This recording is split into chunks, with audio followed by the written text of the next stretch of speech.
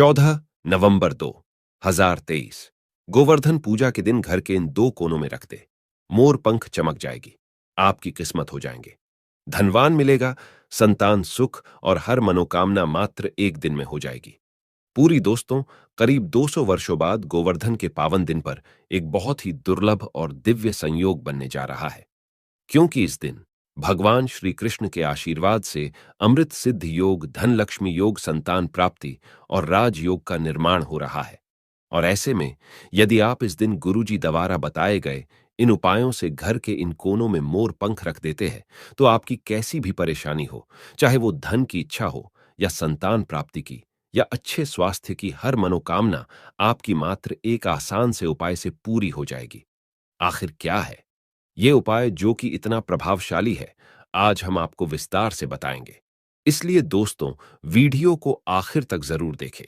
और अगर आप भी भगवान श्री कृष्ण जी की कृपा अपने जीवन में पाना चाहते हैं, तो इस वीडियो को लाइक कर ले, चैनल को सब्सक्राइब कर ले और कमेंट में जय श्री कृष्णा, राधे राधे लिखना न भूले।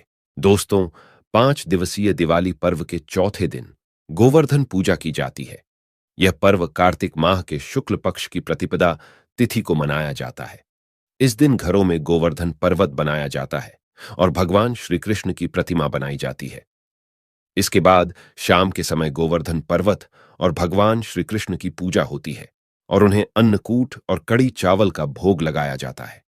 इस बार कार्तिक माह के शुक्ल पक्ष की प्रतिपदा तिथि की शुरुआत 13 नवंबर दिन सोमवार को दोपहर 2:56 से हो रही है और समापन अगले दिन 14 नवंबर दिन मंगलवार को दोपहर 2:36 पर होगा।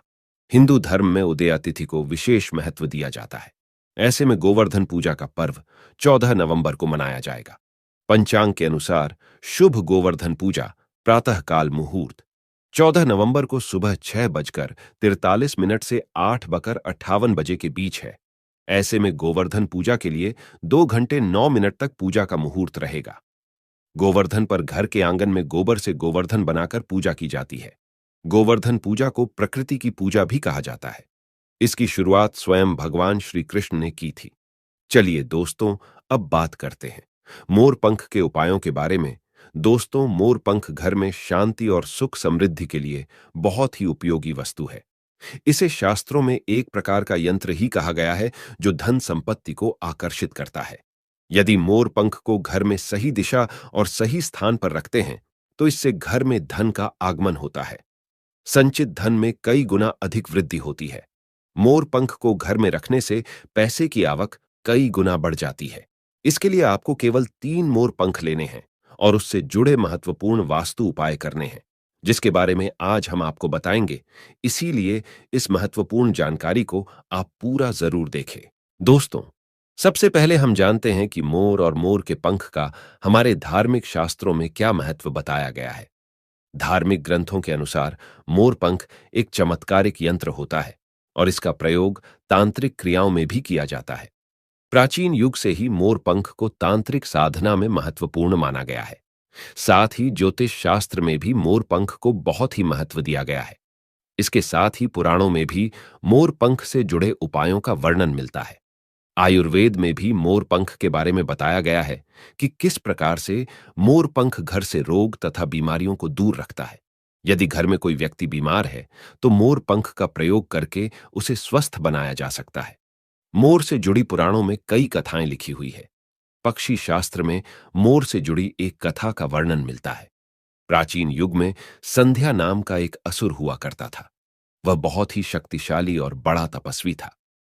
गुरु शुक्राचार्य से विद्या प्राप्त करके संध्या नाम का असुर देवताओं को अपना शत्रु मानने लगा था। उसने ब्रह्मदेव और भगवान शिव से वरदान प्राप्त किया और बहुत अधिक शक्तिशाली बन गया। उसके बाद उसने स्वर्ग पर आक्रमण किया और कई देवताओं को बंदी बना लिया। लेकिन कुछ असुर को पराजित करने के लिए देवताओं ने एक योजना बनाई और उसके लिए उन्होंने मोर की सहायता ली। सभी देवता और नवग्रह मोर के पंखों में विराजित हो गए, जिससे मोर बहुत ही अधिक शक्तिशाली बन गया और विशालकाय रूप धारण करके उस मोर ने संध्या असुर पर आक्रमण कर दिया। इस युद्ध में संध्या असुर का वध हो गया और देवताओं को उनका आधिपत्य फिर से प्राप्त हुआ। सभी देवताओं ने मोर की प्रशंसा की और उसे भी पूजनीय होने का वरदान दे दिया। तभी से मोर को बहुत ही पवित्र माना जाता है। जिस स्थान पर भी मोर पंख होता है, वहां पर 9 ग्रहों का अशुभ प्रभाव नहीं पड़ता है। दोस्तों, केवल ऋषि मुनि और देवता ही नहीं, बल्कि भगवान श्री कृष्ण भी मोर की प्रशंसा करते हैं। भगवान श्री कृष्ण ने मोर की श्रेष्ठता का वर्णन किया है और उन्होंने मोर के पंख को अपने मुकुट में धारण करके मोर के श्रेष्ठ होने का प्रमाण भी दिया है। मोर पंख के बिना भगवान कृष्ण कहीं पर भी नहीं जाते हैं। श्री कृष्ण कहते हैं, मोर शांति और प्रेम का प्रतीक है। मोर सुख समृद्धि का भी प्रतीक है। मोर का पंख मनुष्य की हर प्रकार की नकारात्मक शक्ति से रक्षा करता है। केवल हिंदू धर्म में ही नहीं, बल्कि दुनिया के सभी धर्मों में मोर को विशेष महत्व दिया गया है। प्राचीन लोग मोर पंख की अद्भुत शक्ति के बारे में जानते थे। इसीलिए सभी धर्मों के ग्रंथों में मोर को महत्वपूर्ण स्थान दिया गया है। हिंदू धर्म में मोर को धन की देवी, मां लक्ष्मी, विद्या की देवी, सरस्वती, भगवान श्री गणेश, हनुमान जी तथा कार्तिकेय जी से भी जोड़कर देखा जाता है। मां लक्ष्मी को सुख समृद्धि और संपन्नता की देवी माना जाता है। मोर पंख का प्रयोग करके मां लक्ष्मी को प्रसन्न किया जा सकता है और सुख संपदा को प्राप्त किया जा सकता है। यदि मोर पंख के साथ आप अपने घर में बांसुरी रखते हैं, तो इससे परिवार में प्रेम और सौहार्द बना रहता है। दोस्तों, हमारा घर एक मंदिर की तरह होता है। अगर इसमें रहने वाले सदस्य रोज आपस में झगड़ा करने लगे, तो यह मंदिर कम युद्ध का मैदान अधिक लगने लगता है। घर में कलेश और झगड़े होने के कई कारण हो सकते हैं, लेकिन सबसे बड़ा कारण होता है घर में नकारात्मक ऊर्जा का प्रवेश करना। लेकिन हमारे घर में यह नकारात्मक ऊर्जा आखिर कहां से प्रवेश करती है, और इस नकारात्मक ऊर्जा को दूर करने के लिए कौन से उपाय करने चाहिए? वास्तुशास्त्र के अनुसार प्रत्येक घर में नकारात्मक ऊर्जा फैलाने वाली चीजें मौजूद होती है।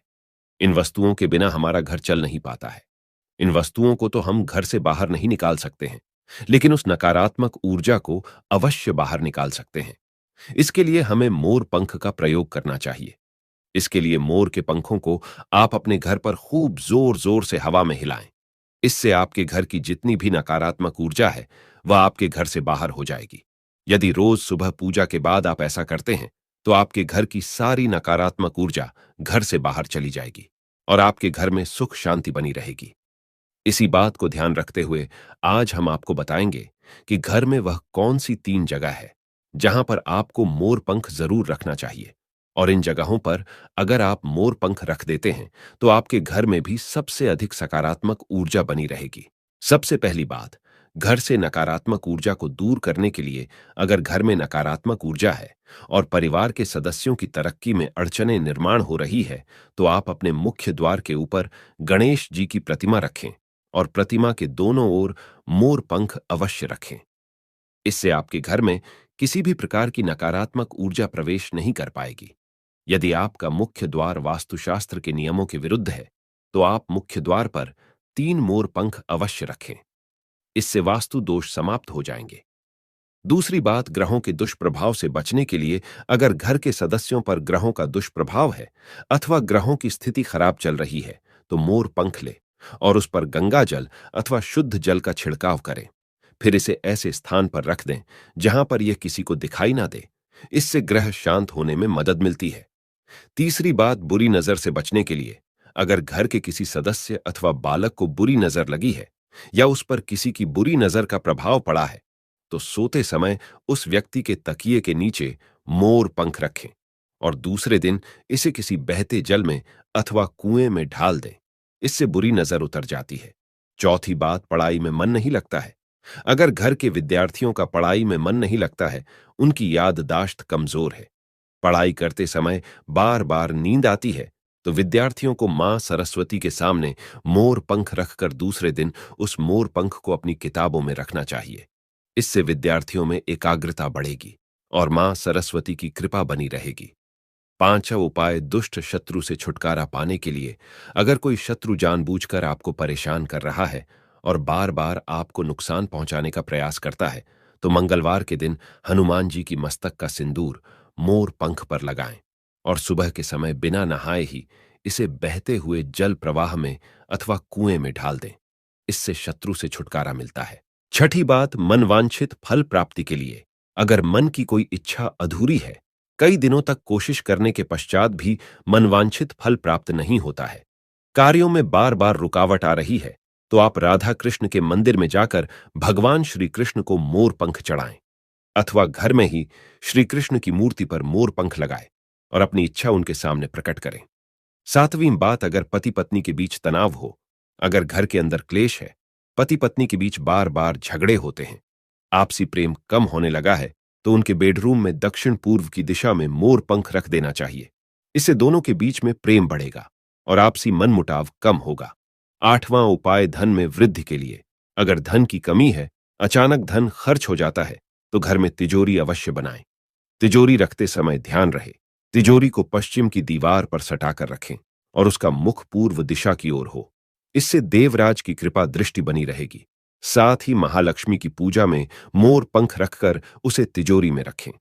इससे घर में सुख समृद्धि आती है और धन की कमी महसूस नहीं होती है।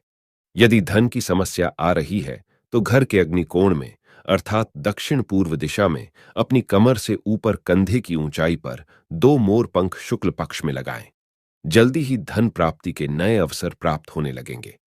नौवां उपाय, आप किसी भी शुभ दिन मोर का पंख लेकर घर के किसी ऐसे स्थान पर रखें जहां पर आने जाने वाले लोगों की नजर सबसे ज्यादा पड़ती है।